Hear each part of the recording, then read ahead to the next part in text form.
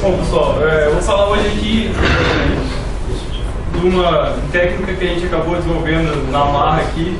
Não sei se é programado em C++, Java, mas tem uma diferença bem grande quando você programa iguais alocando memória num programa complexo, que em C#, Java, quando você dá um new e depois você perde a referência, dá um outro new por cima dela, ele simplesmente tem um garbage collector, fica tomando conta da memória, e quando você perde aquela referência, ele simplesmente uma hora vai deletar ela para você sozinho, vai desalocar. Mas no C++ isso não acontece, porque o C++ sempre prioriza soluções que são mais eficientes. Então, ele sempre prioriza o que é mais leve. Nesse caso, ele não vai desalocar a memória para você e você teria que fazer isso, né? Então é uma dor de cabeça desgraçada. Você tem um programa muito complexo que faz tipo isso aqui e depois você quer achar qual foi a classe que você não desalocou. Então vou criar uma classe A aqui. Imagina que eu tivesse um loop complexo. E dentro desse loop eu tivesse um asterisco igual a new A.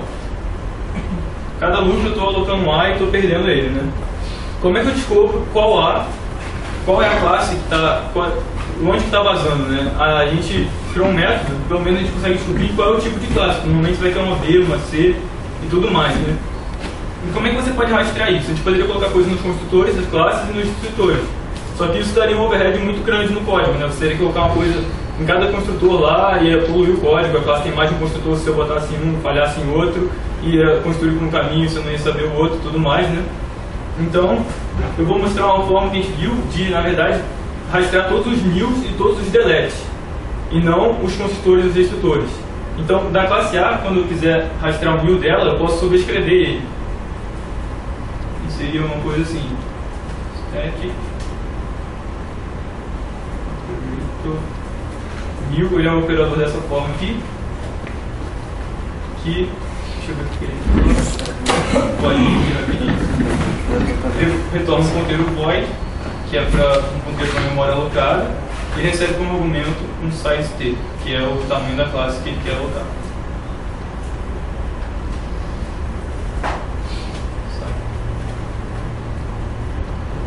E aí a gente aloca a memória para ele e retorna o ponteiro dessa memória alocada. A gente tem que fazer o que o new faz, né? Senão o seu programa não vai funcionar. Então o new normalmente poderia fazer só isso aqui. Você está sobrescrevendo o new, né? Estou sobrescrevendo o new, isso. Na linha 19, coloca ponto e vírgula no final. Certo. A gente faz a mesma coisa para o delete, que eu também vou querer saber quando acontecem os deletes.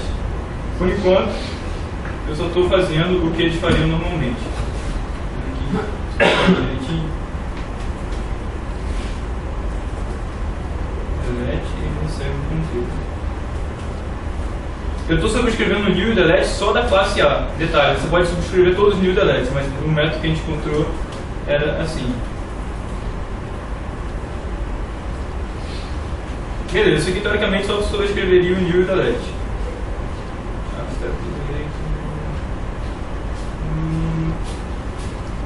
Você não falou quem é. Beleza. Então aqui eu tenho um loop que fica alocando um monte de A e eu não vejo onde que ele some, né? Eu poderia ter outras classes aqui, eu só sei que a memória do meu programa vai acabar uma hora e não vou saber por quê. Então, esse método, na verdade, é para a gente descobrir que é o A, que é a classe que está sendo alocada. Eu poderia, então, criar um contador aqui, para saber de cada classe. Um mapa.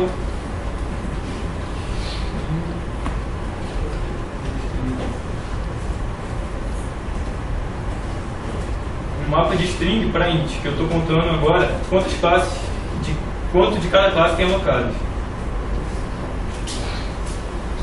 E aqui, na verdade, eu faço um count de A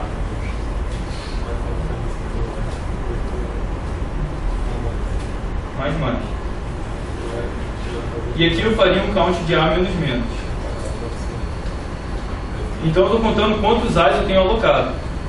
Esse contador aqui vai começar a subir naquele loop ali e é uma coisa ruim, né? Se você não estiver realmente querendo alocar um monte de A's. Então vamos fazer um loopzinho aqui só para imprimir tudo que tem nesse mapa.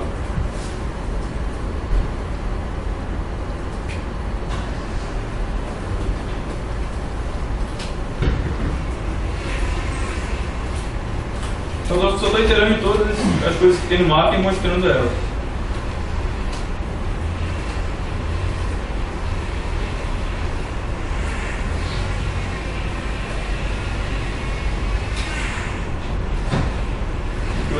.f na classe que eu estou contando e em quantas delas eu tenho alocada.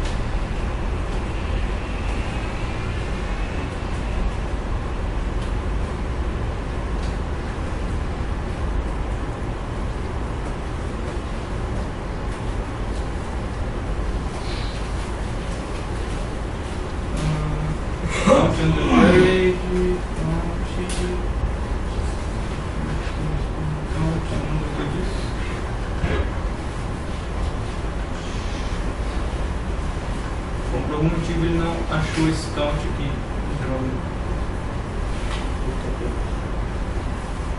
Deve ter alguma coisa que no meio do caminho.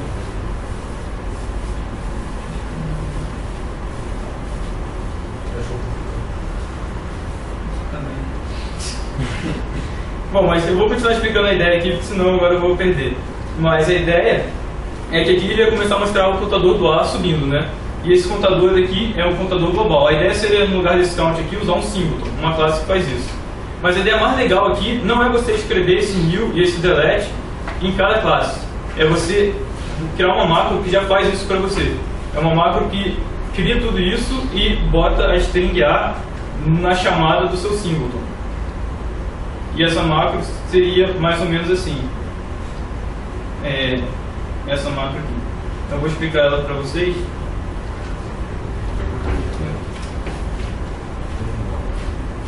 O que essa macro aqui faz? Ela tem um argumento, eu vou chamar track new delete, vou botar o nome de uma classe aqui e ela vai criar todo esse código lá dentro. Ela vai criar um operator new, que teoricamente imprimiria o nome da classe, e vai criar um operator delete, que teoricamente imprimiria o nome da classe de novo. Vamos chamar aqui deletando, vamos mudar isso aqui, deletando, e aí o nome da classe. E aí eu vou usar essa macro aqui em vez desse código aqui que eu criei.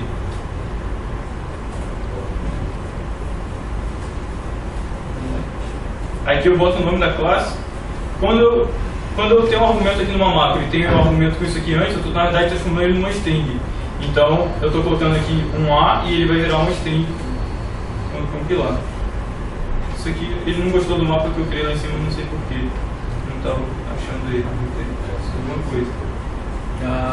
Agora tem um monte de news acontecendo e nenhum delete, né? Então aqui eu teria como ver que o meu contador está subindo muito e não está descendo. Poderia ver que o A está vazando. E se eu desse um delete aqui, para cada vez que eu deleto X, ele vai ter que também imprimir o deletando. Então ele tem um A deletando A, deletando A, deletando A. O contador aqui ficaria zerado.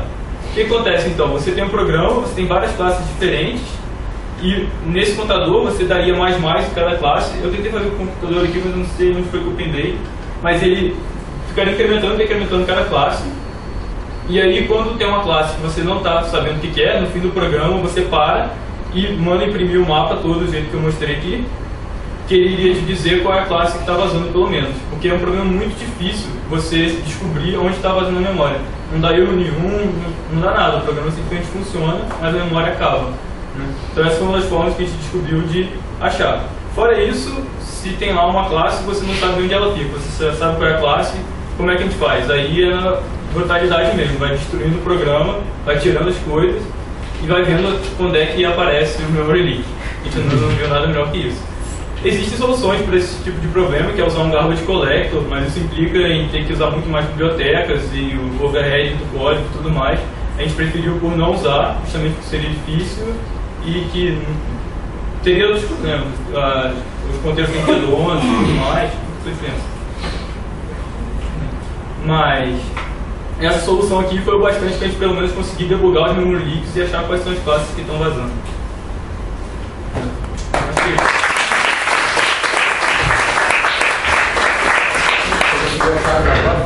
Sim, é o nome da variável. Mudou o nome da variável, não dá certo mesmo. O nome da variável? Sim. Count? Sim, então eu acho que já existe uma função com esse nome no std. Ah, que merda! Putz! Legal. Eu descobri depois só quando o mouse passou por cima, o def ele count já. Era pra ter escrito Padalão. É um singleton, mas eu achei que não ia dar tempo. Ele tem formato de